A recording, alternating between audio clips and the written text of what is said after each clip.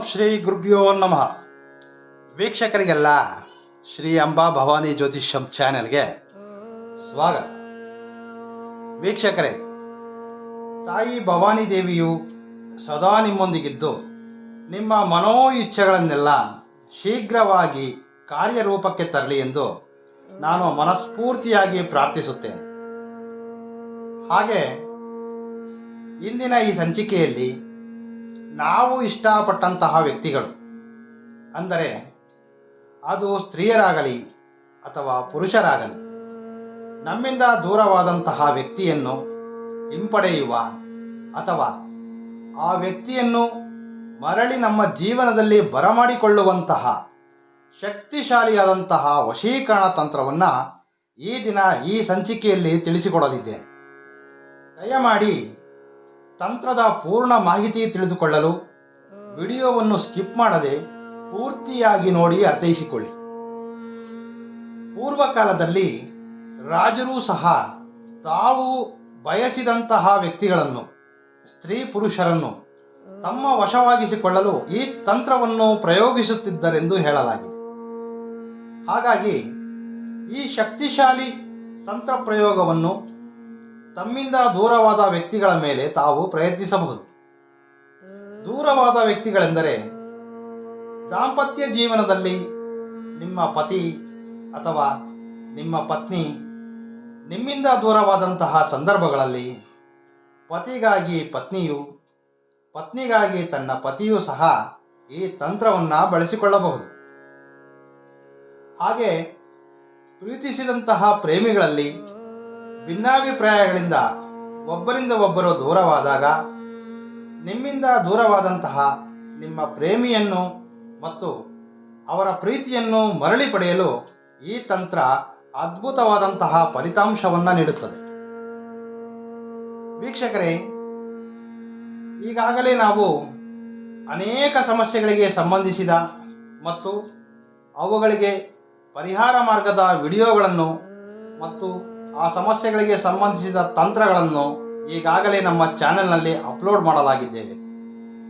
ತಾವು ಆ ವಿಡಿಯೋಗಳನ್ನು ನೋಡಿ ನಿಮಗಿರುವಂತಹ ಯಾವುದೇ ಸಮಸ್ಯೆಗಳಿಗೆ ಶಾಶ್ವತ ಪರಿಹಾರ ಮಾರ್ಗವನ್ನು ಕಂಡುಕೊಳ್ಳಬಹುದು. ನಾವು ತಿಳಿಸಿರುವಂತಹ ಪ್ರತಿಯೊಂದು ಪರಿಹಾರ ತಂತ್ರಗಳೆಲ್ಲವೂ ಸಹ ಯಾರ ಸಹಾಯವೂ ಇಲ್ಲದೆ ತಾವು ಸ್ವತಃ ತಮ್ಮ ಕೈಗಳಿಂದಲೇ ಮಾಡಬಹುದಾದಂತಹ ಸರಳ ತಂತ್ರಗಳಾಗಿರುತ್ತವೆ. ಹಾಗಾಗಿ ತಾವು ಈ ಮಾಹಿತಿಯನ್ನು ಅಥವಾ ಈ ವಿಡಿಯೋವನ್ನು ನಿಮಗೆ ತಿಳಿದಿರುವಂತಹ ಬಂಧುಗಳೊಂದಿಗೆ ಅಥವಾ ನಿಮ್ಮ ಸ್ನೇಹಿತರೊಂದಿಗೆ ಶೇರ್ ಮಾಡಿಕೊಳ್ಳುವುದರಿಂದ 10 ಜನರಿಗೆ ಈ ತಂತ್ರ ಉಪಯೋಗವಾಗಬಹುದು. ಇಂದಿನ ಈ ತಂತ್ರವನ್ನು ತಾವು ಯಾವುದೇ ಸೋಮವಾರ ಅಥವಾ ಶನಿವಾರದಂದು ಪ್ರಯೋಗಿಸಬಹುದು. ಈ ತಂತ್ರ ಮಾಡಲು ಒಂದು ಬಿಳಿಯ ಹಾಳೆಯ ಮೇಲೆ ಯಂತ್ರವನ್ನು ರಚಿಸಿಕೊಳ್ಳಬೇಕು. ಈಗ ಯಂತ್ರ ರಚನೆಯನ್ನು ಮಾಡುವುದು ಹೇಗೆ ಎಂಬುದನ್ನು ತಿಳಿಸಿಕೊಡಲಿದ್ದೇನೆ. ಮೊದಲಿಗೆ ಬಿಳಿಯ ಹಾಳೆಯ ಮೇಲೆ ಒಂದು ಚೌಕಾಕಾರವನ್ನು ಬರೆದುಕೊಳ್ಳಬೇಕು.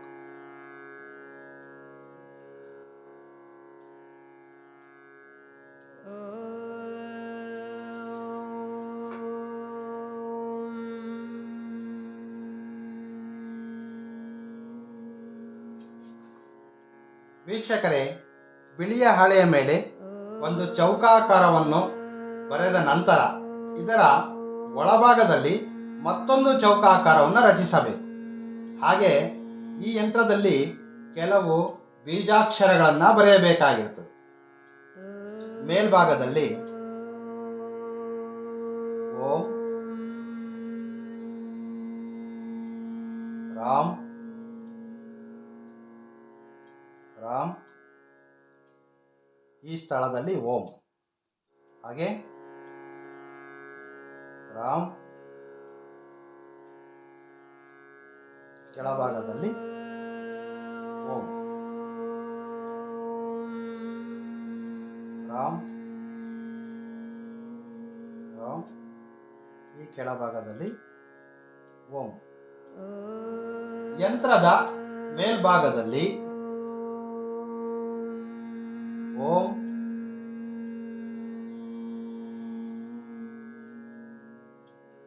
ಆಕರ್ಷಾಯ ಸ್ವಾಹ.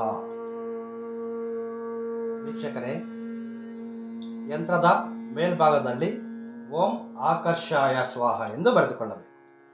ಹಾಗೆ ಈ ಯಂತ್ರದ ಮಧ್ಯಭಾಗದಲ್ಲಿ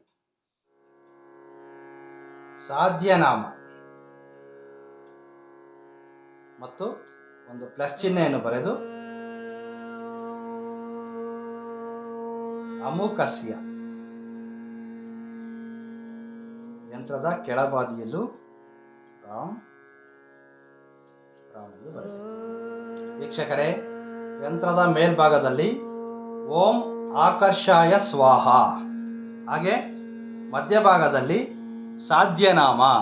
ಸಾಧ್ಯನಾಮ ಎಂದರೆ ಈ ಸ್ಥಳದಲ್ಲಿ ಈ ಸಾಧ್ಯನಾಮ ಎಂಬ ಪದದ ಬದಲಿಗೆ ನೀವು ಯಾವ ವ್ಯಕ್ತಿಯನ್ನಾದರೆ ನಿಮ್ಮ ಅನುಕೂಲಕ್ಕೆ ತಕ್ಕಂತೆ ಮಾಡಲು ಇಚ್ಛಿಸುವಿರೋ ಆ ವ್ಯಕ್ತಿಯ ಹೆಸರನ್ನು ಸಾಧ್ಯನಾಮ ಎಂಬ ಸ್ಥಳದಲ್ಲಿ ಬರೆಯಬೇಕಾಗಿರುತ್ತದೆ. ಹಾಗೆ ಒಂದು ಪ್ಲಸ್ ಚಿಹ್ನೆಯನ್ನು ರಚಿಸಿ ಅಮುಕಸ್ಯ ಎಂಬ ಪದವನ್ನು ತೆಗೆದು ನಿಮ್ಮ ಹೆಸರನ್ನು ಈ ಸ್ಥಳದಲ್ಲಿ ಬರೆಯಬೇಕಾಗಿರುತ್ತದೆ. ಸಾಧ್ಯನಾಮ ಎಂಬಿರುವಲ್ಲಿ ನೀವು ಬಯಸಿದಂತಹ ವ್ಯಕ್ತಿಯ ಹೆಸರು, ಅಮುಕಸ್ಯ ಈ ಸ್ಥಳದಲ್ಲಿ ನಿಮ್ಮ ಹೆಸರನ್ನು ಬರೆಯಬೇಕಾಗಿದೆ. ವೀಕ್ಷಕರೇ, ಯಂತ್ರ ರಚನೆಯನ್ನು ಶನಿವಾರ ಅಥವಾ ಸೋಮವಾರದಂದು ನಿಮಗೆ ಅನುಕೂಲವಾದಂತಹ ಸಮಯದಲ್ಲಿ ರಚಿಸಿಕೊಳ್ಳಬಹುದು. ಯಂತ್ರ ರಚನೆ ಮಾಡುವಾಗ ಮತ್ತು ಈ ತಂತ್ರ ಪ್ರಯೋಗಿಸುವಾಗ ತಾವು ಏಕಾಂತ ಸ್ಥಳದಲ್ಲಿದ್ದು ಈ ತಂತ್ರ ಮಾಡುವುದನ್ನು ಯಾರೂ ಗಮನಿಸದ ಹಾಗೆ ಎಚ್ಚರ ವಹಿಸಬೇಕು. ಯಂತ್ರವನ್ನು ರಚಿಸಿಕೊಂಡ ನಂತರ ಯಂತ್ರದ ಮೇಲೆ 5 ಲವಂಗಗಳು ಕಡ್ಡಿಯ ರೂಪದಲ್ಲಿರಬಾರದು. ಲವಂಗಗಳೆಂದರೆ ಕಡ್ಡಿಯ ಮೇಲ್ಭಾಗದಲ್ಲಿ ಈ ರೀತಿಯ ಹೂ ಇರಬೇಕು. ಲವಂಗದಲ್ಲಿ ಹೂ ಇರಬೇಕು. ಈ ರೀತಿಯ 5 ಲವಂಗಗಳನ್ನು ಯಂತ್ರದ ಮಧ್ಯಭಾಗದಲ್ಲಿರಿಸಬೇಕು. 5 ಲವಂಗಗಳನ್ನು ಯಂತ್ರದ ಮಧ್ಯಭಾಗದಲ್ಲಿರಿಸಬೇಕು. ಹಾಗೆ ಈ ತಂತ್ರಕ್ಕೆ ಸಂಬಂಧಿಸಿದಂತಹ ಮಂತ್ರವನ್ನು 1 ಮಾಲೆಯಷ್ಟು ಜಪಿಸಬೇಕಾಗಿರುತ್ತೆ.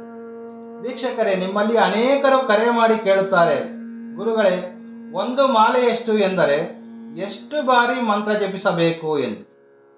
ವೀಕ್ಷಕರೇ, 1 ಮಾಲೆಯಷ್ಟು ಎಂದರೆ 108 ಬಾರಿ ಯಂತ್ರದ ಸಮ್ಮುಖದಲ್ಲಿ ಪೂರ್ವಾಭಿಮುಖವಾಗಿ ಕುಳಿತು ಈ ಯಂತ್ರಕ್ಕೆ ಸಂಬಂಧಿಸಿದಂತಹ ಮಂತ್ರವನ್ನು 108 ಬಾರಿ ಜಪಿಸಬೇಕಾಗಿರುತ್ತದೆ. ಓಂ ನಮೋ ವಶ್ಯಂಕರಿ ದೇವಿಯೇ, ಓಂ ಹ್ರೀಂ ಕ್ಲೀಂ ಹಂ ಅಮುಖಂ ಆಕರ್ಷಾಯ ಸ್ವಾಹ. ಈ ಒಂದು ಮಂತ್ರವನ್ನು ತಾವು ಈ ಯಂತ್ರದ ಸಮ್ಮುಖದಲ್ಲಿ ಕುಳಿತು ಜಪಿಸಬೇಕಾಗಿರುತ್ತದೆ. ಮಂತ್ರವನ್ನು ಜಪಿಸುವಾಗ ನೀವು ಬಯಸಿದಂತಹ ವ್ಯಕ್ತಿಯನ್ನು ನಿಮ್ಮ ಮನದಲ್ಲಿ ನೆನೆಯುವುದು ಬಹಳ ಮುಖ್ಯವಾಗಿರುತ್ತದೆ. ನೀವು ಬಯಸಿದಂತಹ ವ್ಯಕ್ತಿಯನ್ನು ಮನದಲ್ಲಿ ನೆನೆದು ಈ ಮಂತ್ರವನ್ನು ಜಪಿಸಬೇಕಾಗಿರುತ್ತದೆ. ವೀಕ್ಷಕರೇ, ಯಾವುದೇ ತಂತ್ರ ಪ್ರಯೋಗವನ್ನು ಮಾಡುವಾಗ ನಾವು ಮಾಡುವಂತಹ ಕಾರ್ಯದಲ್ಲಿ ವಿಶ್ವಾಸವಿರಬೇಕು. ಯಾರು ಪರಿಪೂರ್ಣವಾದಂತಹ ನಂಬಿಕೆಯಿಂದ ಈ ತಂತ್ರ ಪ್ರಯೋಗಿಸುವಿರೋ ತಾವುಗಳು ಈ ತಂತ್ರದ ಫಲಿತಾಂಶವನ್ನು ಶೀಘ್ರವಾಗಿ ಕಾಣುವಿರಿ. ಈ ತಂತ್ರವನ್ನು ಯಾವುದೇ ದುರುದ್ದೇಶ ಮತ್ತು ದುರಾಲೋಚನೆಗಳಿಗಾಗಿ ಬಳಸಿಕೊಳ್ಳಬಾರದು. ಒಬ್ಬ ವ್ಯಕ್ತಿಗೆ ತೊಂದರೆ ಕೊಡುವ ಅಥವಾ ಆ ವ್ಯಕ್ತಿಯ ಮನನೋಯಿಸುವಂತಹ ಕಾರಣಕ್ಕಾಗಿ ಈ ತಂತ್ರ ಪ್ರಯೋಗವನ್ನು ಮಾಡಬಾರದು. ವೀಕ್ಷಕರೇ, 108 ಬಾರಿ ಮಂತ್ರ ಪಠಣೆ ಸಮಾಪ್ತಿಯಾದ ನಂತರ ಈ ಯಂತ್ರ ಮತ್ತು ಇದರಲ್ಲಿರುವಂತಹ ಈ 5 ಲವಂಗವನ್ನು ಈ ರೀತಿ ಒಂದು ಸಣ್ಣ ಪೊಟ್ಟಣವನ್ನಾಗಿ ಮಾಡಿಕೊಳ್ಳಬೇಕು. ಯಂತ್ರ ಮತ್ತು ಅದರಲ್ಲಿರುವಂತಹ 5 ಲವಂಗಗಳನ್ನು ಸೇರಿಸಿ ಒಂದು ಚಿಕ್ಕ ಪೊಟ್ಟಣವನ್ನಾಗಿ ಮಾಡಿಕೊಳ್ಳಬೇಕು. ಈ ರೀತಿ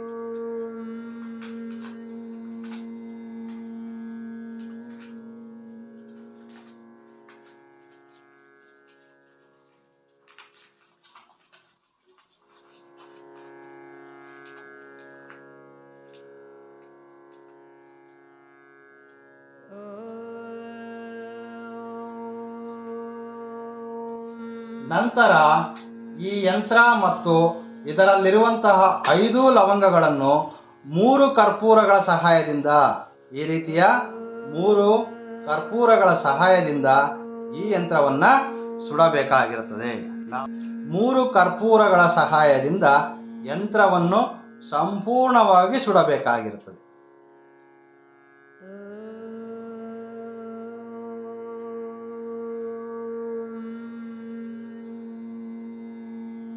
ಈ ರೀತಿ ಯಂತ್ರವು ಸಂಪೂರ್ಣವಾಗಿ ಕರ್ಪೂರದ ಸಹಾಯದಿಂದ ಸುಡಬೇಕು.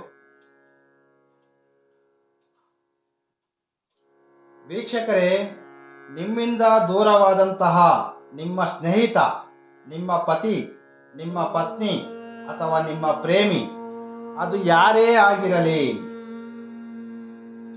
ಈ ತಂತ್ರ ಪ್ರಯೋಗಿಸುವುದರಿಂದ ನಿಮ್ಮಿಂದ ದೂರವಾದಂತಹ ವ್ಯಕ್ತಿಯ ಮನಸ್ಸಲ್ಲಿ ನಿಮ್ಮ ನೆನಪುಗಳು ಕಾಡಲಾರಂಭಿಸುತ್ತದೆ. ಆ ವ್ಯಕ್ತಿಯು ತಮ್ಮ ಬಳಿ ಬಂದು ಸೇರಲು ಹಾತೊರೆಯುತ್ತಾರೆ. ಈ ತಂತ್ರದ ಮೂಲಕ ನಿಮ್ಮ ಬಳಿ ಬಂದು ಸೇರಿದಂತಹ ಆ ವ್ಯಕ್ತಿ ಶಾಶ್ವತವಾಗಿ ನಿಮ್ಮೊಂದಿಗಿರಲು ಬಯಸುತ್ತಾರೆ. ಹಾಗೆ ನಿಮಗೆ ಅನುಕೂಲಕರವಾಗಿ ನಡೆದುಕೊಳ್ಳುತ್ತಾರೆ. ವೀಕ್ಷಕರೇ, ಈ ಮಾಹಿತಿ ಇಷ್ಟ ಆದಲ್ಲಿ ಒಂದು ಲೈಕ್ ಮಾಡಿ. ಹಾಗೆ ಈ ತಂತ್ರದ ಮಾಹಿತಿಯನ್ನು ನಿಮಗೆ ತಿಳಿದಿರುವಂಥವರೊಂದಿಗೆ ಶೇರ್ ಮಾಡಿಕೊಳ್ಳಿ. ಯಂತ್ರವನ್ನು ಸುಟ್ಟಂತಹ ಈ ಭಸ್ಮವನ್ನು ಯಾರೂ ತುಳಿಯದಂತಹ ಸ್ಥಳದಲ್ಲಿ ಅಥವಾ ತಮ್ಮ ಮನೆಯ ಮುಂದಿರುವಂತಹ ಗಿಡಗಳ ಬುಡಕ್ಕೆ ಈ ಒಂದು ಭಸ್ಮವನ್ನು ಹಾಕಬಹುದಾಗಿರುತ್ತದೆ. ವೀಕ್ಷಕರೇ, ಇನ್ನೂ ಹೆಚ್ಚಿನ ತಂತ್ರವಿದ್ಯೆಗಳನ್ನು ತಿಳಿದುಕೊಳ್ಳಲು ಈ ನಮ್ಮ ಚಾನೆಲ್ ಸಬ್ಸ್ಕ್ರೈಬ್ ಮಾಡಿಕೊಳ್ಳಿ. ಹಾಗೆ ಪಕ್ಕದಲ್ಲಿ ಬರುವಂತಹ ಬೆಲ್ ಐಕಾನ್ ಕ್ಲಿಕ್ ಮಾಡಿ. ಇದರಿಂದ ಮುಂದೆ ನಾವು ಮಾಡುವಂತಹ ಪ್ರತಿಯೊಂದು ವಿಡಿಯೋಗಳು ನಿಮಗೆ ನೋಟಿಫಿಕೇಶನ್ ಆಗಿ ದೊರೆಯುತ್ತವೆ. ನಮಸ್ಕಾರ. ಸರ್ವೇ ಜನೋ ಸುಖಿನೋ ಭವಂತು.